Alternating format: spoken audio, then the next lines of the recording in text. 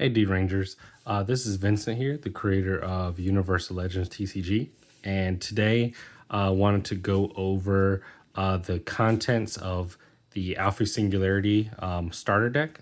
This is our pre-production product that we have gotten printed, and we've been starting to sell to interested parties that want to try out the game, pick up the game before the official launch. This deck basically comes with everything you need to get started playing the game as D Ranger. Has a lot of kind of the initial staples that we've identified would be cards that people were wanting from the very beginning. And what makes this deck special is besides the foil card that comes with the deck, all the art is monochromatic. So you have the cards, you can play with them, but this makes it so it's easily identified that it comes from this starter set. And when the full set comes out later this year or early next year after our Kickstarter, you'll be able to start chasing the full art for each of these cards. So without further ado, we'll go ahead and get started. We'll start with the first card, so the face card of the starter deck, which is Ghost Simulated Tech Partner. So he's a 2-cost legend who has the ability to, when he is destroyed with his Vaporized keyword, to be added to your energy zone suspended. So if you have him on turn 1, you can actually play him out, use him as a protector, defend an attack, and then in doing so, you also get it into your energy zone and an extra energy for your next turn. So next up, we're gonna have we're gonna break it up by some of the colors that are in our deck. So we'll start out with Marie, Misunderstood Witch. She's actually one of the first characters we created for Universe of Legends. She is based off of the historical figure Marie Laveau. And her ability is that when she comes into play, she can summon a 3 or less cost minion from your unknown, which is the graveyard or the discard in our game. And she also has a second ability that you can pay 3 energy. You can summon a 4 or less cost legend from your universe, but it has to be sent to the unknown at the end of the turn. So some of her supporting cards we have here are some of her minions. So you get one of each of these. They both have the keyword called Familiar, which, as it states here, this card can be stacked underneath a legend. So if you pull out Marie and one of these is in your unknown when she comes into play, you can actually target one of these, summon them out, and you can either play them on the field to fight alongside of her, or stack them underneath her. So she gets a boost, so she'll get the boost of the attack and defense, but then also she gets this inheritable effect here. So she definitely gets support from her minions. So her 2-cost minion is Twilight Watcher of All. This cat has an ability when it's stacked under a legend that when your opponent draws a card, they reveal the drawn card. So you kind of get that ability to see what your opponent's drawing every turn. And then you also have Boa, the Striking Partner. And this one is Vaporize, deal 3 damage to another unit. So if you believe your opponent's going to try to get rid of this, you'll be able to stack this underneath.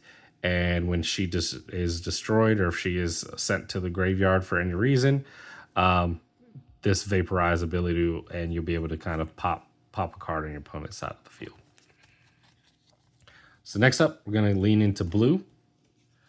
So blue is kind of more on the side of getting items and weapons from your deck to kind of boost up the units. So we'll start off with Alex, the Shot Caller. He is also a legend. He has a 2-cost ability that you can search your universe for a 1 or 2-cost item and equip it to another legend that has an open item slot. So you can't equip any items to him directly, but he's a good support card for any other units that might want items. Then also he has a static ability that this legend does not take battle damage. So he's also a good first turn play of putting him on the field, and he can block an attack and he won't die, and you'll still have him on board. And then the second blue unit, we have Ty, the Gorilla Raider. So he has an arrive ability that he can search for a 3 or less cost item from the universe and stack it. Stacking in this game is similar to equipping, but we just call it stacking. So that way it's kind of coherent with all the other abilities that allow cards to stack. So he can easily grab an item, so making him a formidable card to have when you put him into play. And then he also has a secondary ability that you can pay 3, and on your opponent's turn, this unit attacks the first unit that comes into play. So basically, if you really wanted to, you could put him into play, equip an item to him, and then pass turn. And then if your opponent plays a unit, then he automatically will attack it. So it's kind of like a nice little trap and to set up for your opponent. So he's like, hey, the next thing you play, unless you deal with this, it might be destroyed. So there might be ways that your opponent baits out the card for destruction, or something to kind of put your opponent on your toes. So next up, we're gonna go into the red units. So red is kind of more minion manipulation. Marie purple definitely does unit manipulation from the universe and the unknown. But red is kind of just controlling units on the board. So we'll start out with Cleopatra, Seducer of Hearts. She has the ability that when she comes into play, when she arrives, target an opponent's unit on the side of the field and add it to your side of the field until the end of the turn, or if this unit leaves the field. So if your opponent has a way to destroy this unit after you take theirs, the unit goes back to them. And then also, if you pay 3, once per turn, you can target a unit and they attack an opponent's unit. So you can basically take that unit especially if you're playing this card late game. You can take this unit, take a card from the opponent, and then force it to fight another unit, even if it's standing. And then the next up, which is a favorite of a lot of people who have played the game so far, Ramses, Leader of the New World. So his ability is when he comes into play, he can target a minion on either player side of the field and stack it under this card. So not only would he get a boost from the unit's attack and defense, but he has a secondary ability that once per turn he can unstack a unit from this card and send it to the unknown and destroy a card on the field. So he has really great spot removal. Overall, he is a 2-card removal in a way, if you play him right. But he's definitely a formidable card to have in your deck, and honestly a really great staple, and that's why we put him into this deck. Next up, we're going into one of my favorite colors, and one of the colors that I know a lot of people might definitely build into is yellow. Yellow is kind of your one-trick ponies, your basically like the control strategy. And a lot of the characters kind of lean more into Western themes. And the art style definitely kind of leans into the theme as well. So the first card we have here is Mary, Deliverer of Justice. So she is a legend, and she has the ability deal 2 damage to a unit, and if that unit is not destroyed by this effect, rest that unit. So she's really good kind of early on. Nice little turn 2 play to kind of either get rid of something small or also tap down something big that she might not be able to get over. So just a nice little staple to have. And once you use her ability, that's it. So nice little body to have on board.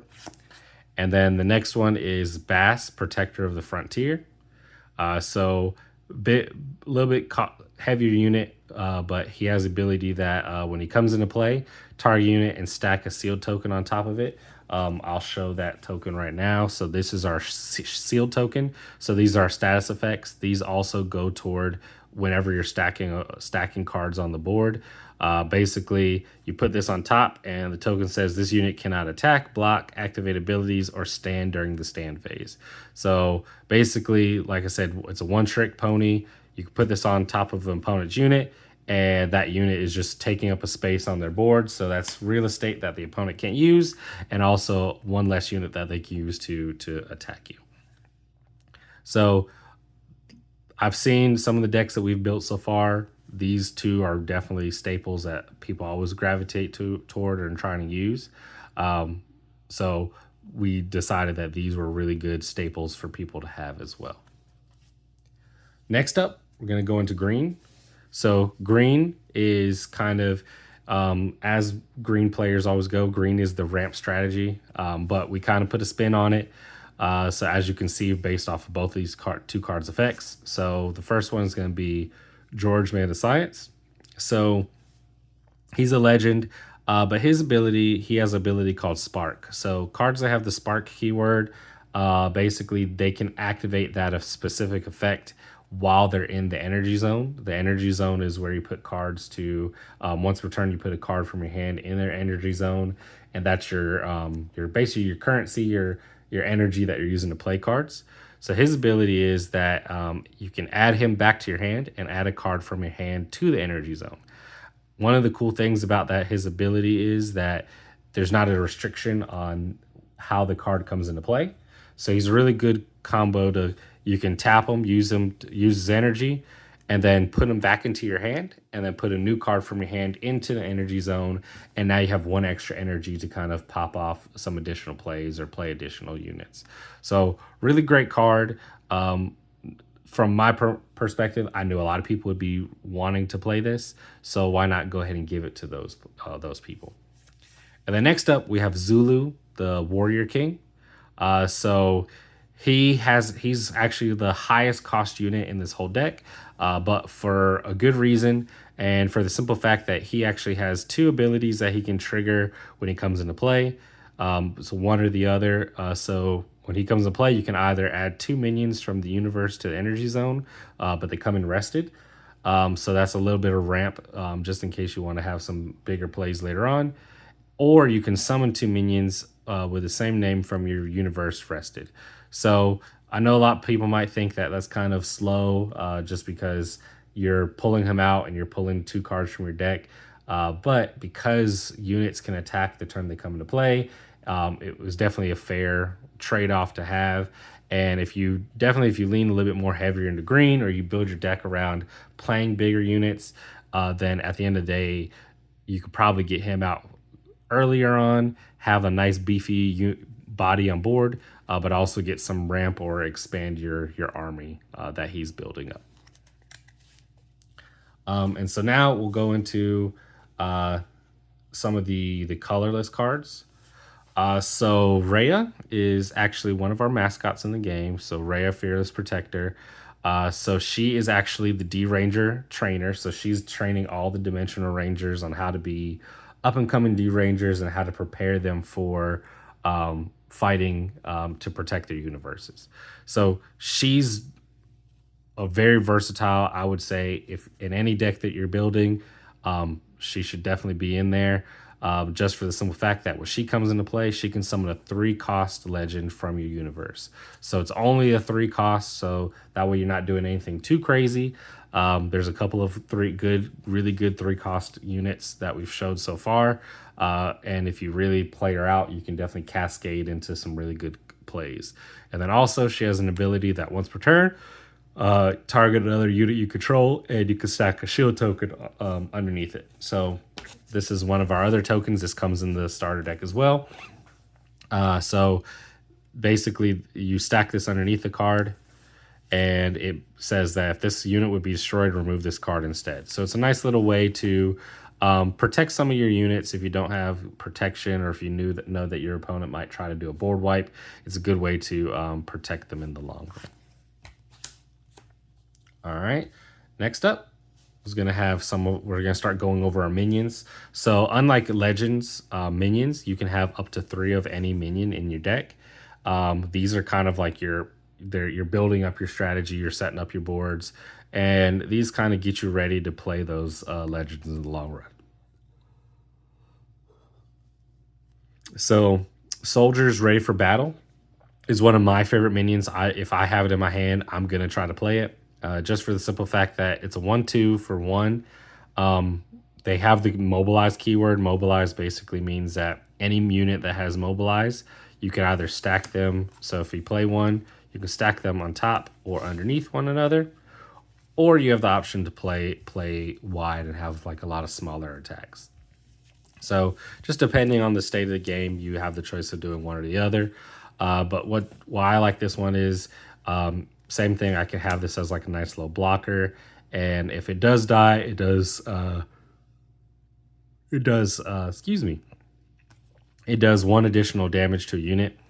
So if you trade with a 2/2, this unit will basically, if instead of this dying and the other unit staying, this will take out a unit in the when it goes to the unknown. All right. So next up, we have some vanilla units. So same stat line as the soldiers ready to battle. So basically, same card, just doesn't have the vaporize effects. It's just a really vanilla unit. I know what people are probably saying is, well, why do you have both of these in here? Well, D Rangers, like, yeah, you're D Ranger in training, so of course you need your other buddies that might be helping you out to defend your universe. So you always want them here, and you never know, they might get some really cool support later on. Like I said, like I've been telling people, we have some other sets planned out, and we have some cool things coming up for just these vanilla cards as well. And I think they look really cool. I think it kind of shows kind of the mixture of the type of people that are protecting universes. They have like their cool armor. They are basically stylized after Rhea as well. So you see they all got their little leather jackets on. They got their jumpsuits on. These guys are a little bit more armored than she is, but then Rhea is kind of more of a free spirit. She doesn't need that armor. So these are also a great kind of little staple to have. Just to have it on a board, nice little blocker, and then if you stack them up, you get like a nice 3/6 unit pretty early on. So next up, we got technologists, people of science. So this is another unit that I really like. I think this is also a unit that supports green really well. So you can definitely get these on the board early on, and then whenever they're destroyed, the next card you play costs one less. So either you can have these on the board as blockers, and the ability stacks. So if you have all three of these on board and all three of them die, your next card is going to cost three less. So you can really do some really cool combos, either saving it for your next turn or using it to activate your actions and reactions. Mainly your reactions if you're wanting to respond to an opponent's play. So these are definitely really good staples to have as well. Next up, and I think we're kind of going out of order, but it kind of fits with the theme that we have Jackson, scientist in training. So Jackson is actually one of our main characters in the game as well.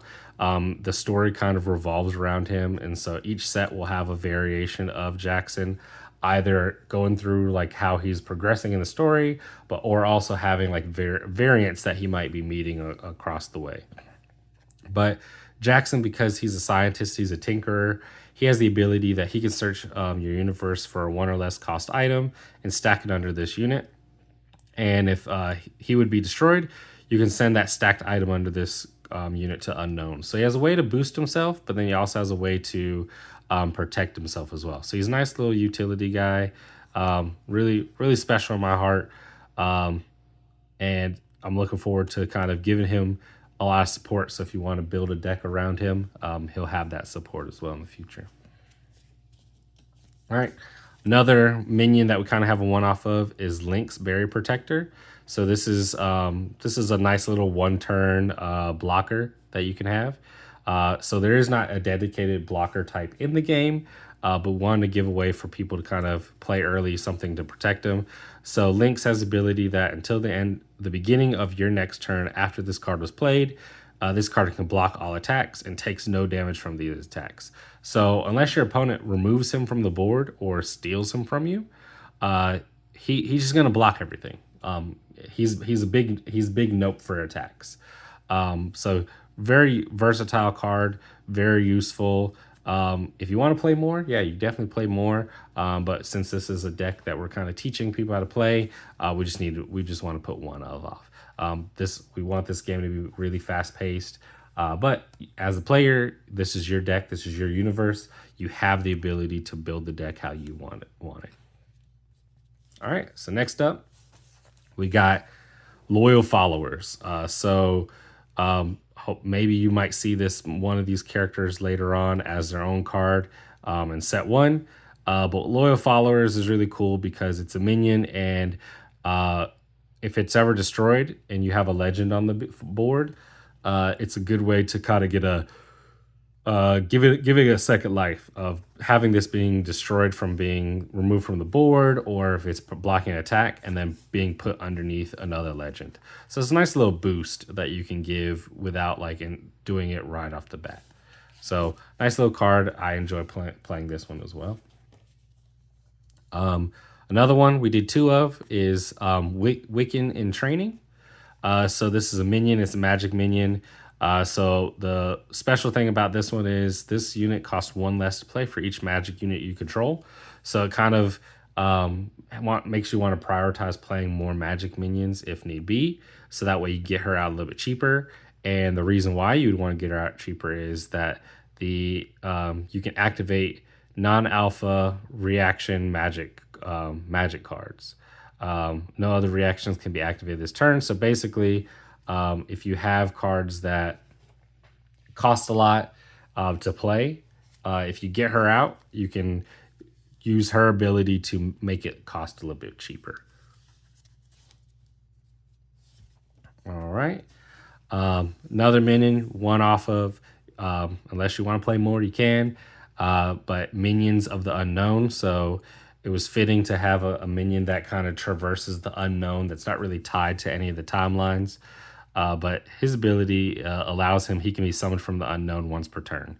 So if you really wanted to, you could play him turn one. Well, on not the first turn, but if you wanted to, you could play him. If he's destroyed, or if you attack or you block, well, he can't attack because he has 0 attack. But if you block with him, he's destroyed, or you sacrifice him for another card's ability. You can also always pay the one and bring him back if need be. So he's a nice little recursion. He's not too crazy, not too broken. And because it has that once per turn, you can't really abuse the loop him in and out of play. But he's a nice little companion to have if you need him. All right. And the last two minions, these kind of go hand in hand with what we talked about earlier. So these are two minions that have the spark keyword. So the reason why I save these to last is when you start any game of Universe of Legends, you actually get to pick the first two cards that you want as your starting energy. These are actually the first two cards I always tell people to choose, just for the simple fact that they do have a spark ability, and they're both very useful spark abilities. So we'll start with Alice. Alice is also an important character in our story. I won't go too deep into why she's important, but she will have a lot of support in the next couple sets as we're going along. But her ability is that this card, if she's in the energy zone, so using the spark ability, this card can be played from the energy zone for the cost of 1. So normally she costs 2, but if you have her in the energy zone and for some reason you want to play her, you can actually play her out. And because she has the familiar keyword, you can play her out on other legends. So she's really good that if you need to kind of give a legend that you have some extra defense, you can definitely kind of get her out pretty quickly, stack her underneath a legend. And then she has an inheritable ability where once per turn, you arrest or stand a unit, and this unit cannot attack if this ability is used. So it's a good way to kind of give a unit an extra ability that kind of controls the board a little bit, but doesn't abuse it, because we do want to be fair a little bit. And then the second card that I always tell the people to pick is defensive armor. So what's cool about defensive armor is that if for some reason any card on the field would be destroyed, you can have it come out and attach itself to any of those cards, and basically give them the heritable that this unit cannot be destroyed until the end of the turn that this card was stacked. So it gives it like a nice little protection, similar to the shield token, but the shield token, once it's destroyed, it's gone. With this, it's always going to be equipped to that unit, so it's going to take up a stack slot, but it's a nice way to surprise your opponent, to kind of protect protect a unit at the cost of just losing one of your energies. All right, next up, we're gonna go over some items. Let me go ahead and pull these out. So items are basically cards that you can use to stack underneath your legends. So legends will have item slots. I can grab one real quick. So like as right here, Rhea has a singular slot. There are some cards that have more. So the max is 3. So we'll show this off.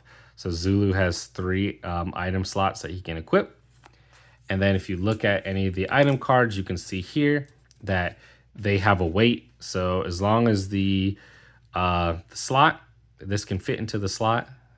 So like this would take up 1 slot, this would take up 3, this would take up 2. So as long as you have the available slots, you can stack them underneath those units. So I'll go through these pretty quickly because they don't. A lot of these are just stuff boosting stats. Some of them have inheritables. But you get 3 of the Ion Cutlass. So these are kind of like some D-Ranger weapons. As you can see here, it's kind of pirate theme, but it also has that tech theme to it as well. 0 cost, so you don't have to pay anything to equip it. And it gives the unit a boost of 1 boost attack. We also have some other D-Ranger weapons here. We got the Ion Twin Pistols, so 2 cost, but it gives your character an inheritable ability that when this card attacks, deal 2 damage to a unit. So in a way, it's doing 2 damage, or 2 attacks in a way. You have the Ion Blast Cannon, which is gives a whopping 4 attack, but the unit must attack every turn. So even if you don't want it to, it has to. But you get that big beefy attack. We'll go back. We have the Ion Snipe Rifle. So when this unit can only attack other units and takes no damage. So it kind of goes hand in hand with the fact. Basically, if you have a unit that you just want to take out units, you give it a sniper rifle. Then we have Rhea's Jacket. So this is kind of her exclusive item that she can use, but she can also give to other legends. But basically, it gives the unit Levitate. Levitate is similar to if you're familiar from Magic, it's like flying. So any unit with Levitate, they can only be blocked by other units with Levitate. So definitely a really good card if you want to get over units that your opponent has. And then you have the Proto CDM, which is the Chrono Dimensional Matrix. This is the device that you'll see a lot of our characters in the game using.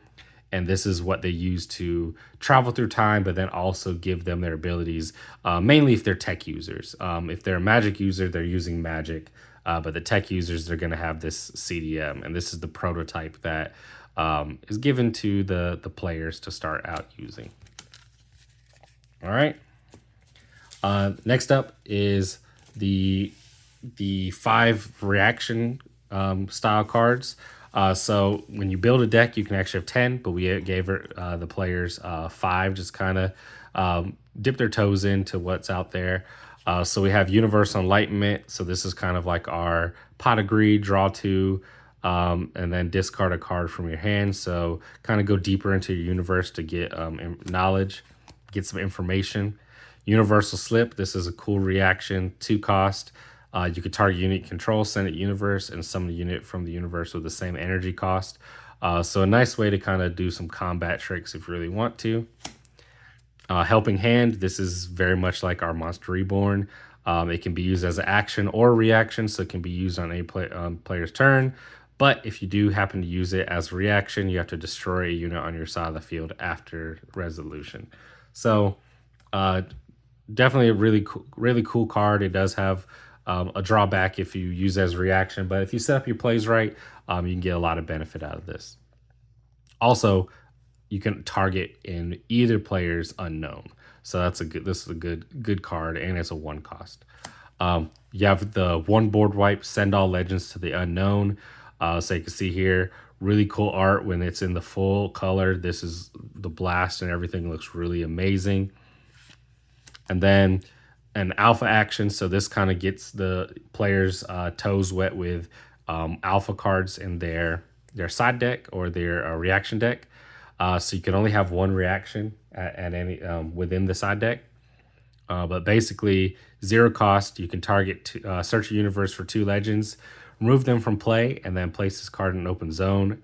After 2 turns, add one of the removed legends to your hand, and it can only be played on top of this card. So a lot of the alpha cards are kind of your big explosive plays.